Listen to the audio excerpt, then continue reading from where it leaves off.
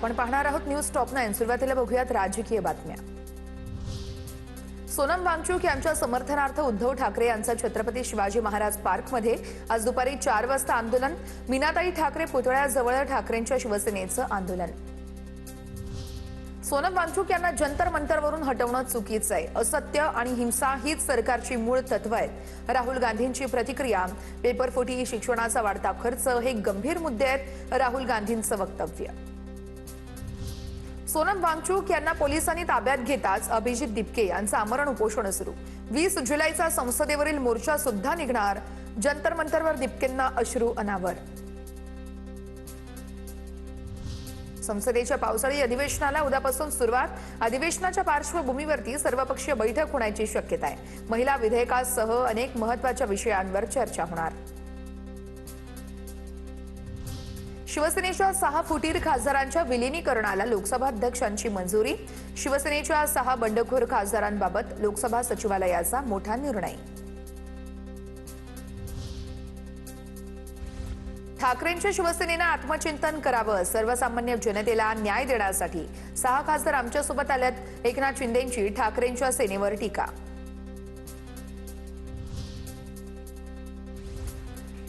रामरक्षा म्हणणं तुमचं काम आहे तर रामरक्षा करणं आमचं काम आहे। उद्धव ठाकरे यांचं फडणवीसांना उत्तर। उद्धव ठाकरेंनी रामरक्षा बोलून दाखवावी। या फडणवीसांनी केलेल्या विधानावरती ठाकरेंची प्रतिक्रिया। आधी स्वतःच्या पक्षाची रक्षा करा। शिंदेंचा ठाकरेंवर निशाणा।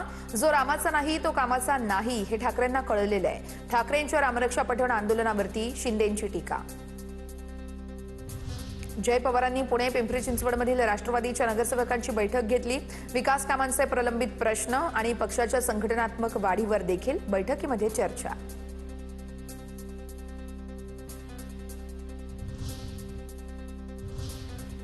आता बघूया टॉप 9 मोठ्या बातम्या।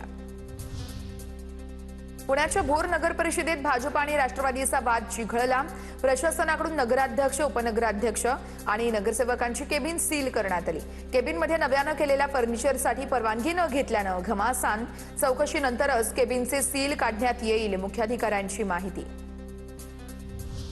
जालन्यामध्ये नियोजन समितीच्या बैठकीमध्ये वाद झाल्याची चर्चा। अधिकारी आणि लोकप्रतिनिधींमध्ये वाद झाल्याची चर्चा। विविध कामांवरून लोकप्रतिनिधी आणि अधिकाऱ्यांमध्ये वाद, तर कोणताही वाद झाला नसल्याचं बबनराव लोणीकर यांच्याकडून स्पष्ट। केडीएमसीच्या मनपा रुग्णालयातील डॉक्टर मारहाण प्रकरणी शिंदे सेनेचा नगरसेवक रमेश म्हात्रेला मोठा दणका। रमेश म्हात्रेचा जामीन हायकोर्टाकडून रद्द। आज संध्याकाळी 5 वाजेपर्यंत पोलिसांना शरण जाण्याचे कोर्टाचे आदेश। साकीनाका येथील खैराणी रोडवरील मॅनहोल मृत्यू प्रकरणात चौकशी अहवालाची प्रतीक्षा कायम आहे। दुर्घटनेला 15 दिवस उलटून गेल्यानंतरही अहवाल गुलदस्त्यात आहे। उघड्या मॅनहोलमध्ये पडून एका व्यक्तीचा झाला होता मृत्यू।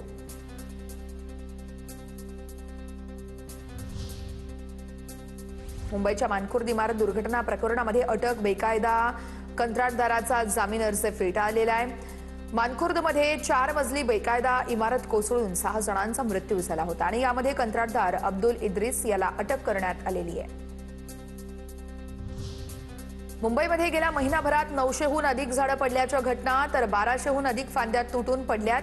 पालिकेच्या पावसाळ्याआधी फांदी छाटण्याच्या कामांवरती त्यामुळे आता प्रश्नचिन्ह उपस्थित केलं जात आहे। पुण्यातील 5 प्रसिद्ध रक्तपेढ्यांचे परवाने निलंबित। एफडीएने केलेल्या तपासणीमध्ये नियमांचं उल्लंघन केल्यामुळे कारवाई करण्यात आली आहे। औंध जिल्हा रुग्णालयातील मेट्रो रक्त केंद्राचा परवाना निलंबित करण्यात आलेला आहे। नीट पेपर फुटीनंतर आता बीडमध्ये गुणपत्रिकेचा महाघोटाळा समोर। उत्तर पत्रिकेत 522 गुण, मात्र गुणपत्रिकेमध्ये 95 गुण असल्यानं विद्यार्थी संभ्रमात। पेपर पुन्हा तपासण्याची पालकांची मागणी।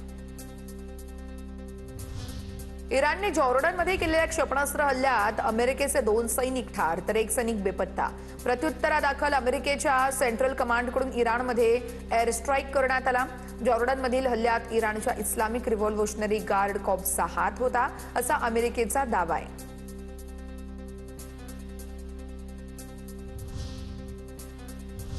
आता बघूया टॉप 9 महत्त्वाच्या बातम्या। आज मध्य रेल्वे आणि ट्रान्स हार्बर मार्गावरती महत्त्वाच्या अभियांत्रिकी कामासाठी मेगा ब्लॉक घेतला जाईल। मध्य रेल्वेवरती विद्याविहार ते ठाणे दरम्यान हा ब्लॉक असेल, तर ट्रान्स हार्बरवरती ठाणे ते वाशी नेरुळ या स्थानकांदरम्यानच्या अप आणि डाऊन मार्गावर ब्लॉक असेल। मध्य रेल्वे मार्गावरती उद्यापासून आता 15 डब्यांच्या 32 लोकल ट्रेन धावणार आहेत। मध्य रेल्वे मार्गावरील लोकलच्या फेऱ्यांमध्ये त्यामुळे वाढ होणार आहे। गर्दीने त्रस्त लाखो प्रवाशांना हा मोठा दिलासा मानला जातोय। राज्यातील 16 जिल्ह्यांना तसेच काही घाट प्रदेशांना पावसाचा येलो अलर्ट आहे। पुणे घाट परिसर, अमरावती, अहिल्यानगर, हिंगोली, अकोला या जिल्ह्यांमध्ये हलक्या ते मध्यम स्वरूपाचा पाऊस कोसळणार आहे। हवामान खात्याचा हा अंदाज आहे। महाराष्ट्रामध्ये वाघांची संख्या 600च्या वर गेल्याचं समोर आहे। व्याघ्र गणनेमध्ये प्राथमिक निष्कर्षातून संकेत आहेत। गेल्या 4 वर्षात मेळघाट, गडचिरोली आणि ब्रह्मपुरी वनक्षेत्रामध्ये वाघांची संख्या ही लक्षणीय वाढली आहे। फिफा फुटबॉल विश्वचषकाचा महाअंतिम सामना उद्या रंगणार आहे। स्पेन आणि गतविजेता अर्जेंटिना हे 2 बलाढ्य संघ अंतिम सामन्यात भिडतील।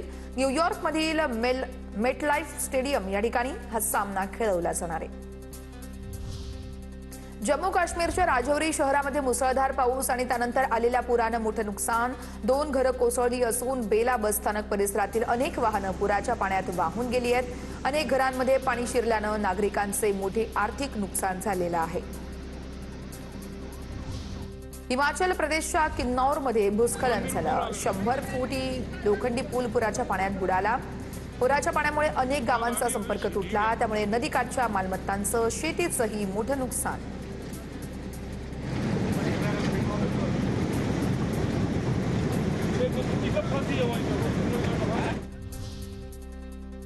अभिनेता रणधीर कपूरने पुणे जिल्ह्यातील मुळशी तालुक्यात 25 एकर जमीन खरेदी केली आहे। या जमिनीची किंमत तब्बल 16 कोटी 42 लाख रुपये असून पिंपरी गावातील 4 खंडांचा या व्यवहारामध्ये समावेश आहे।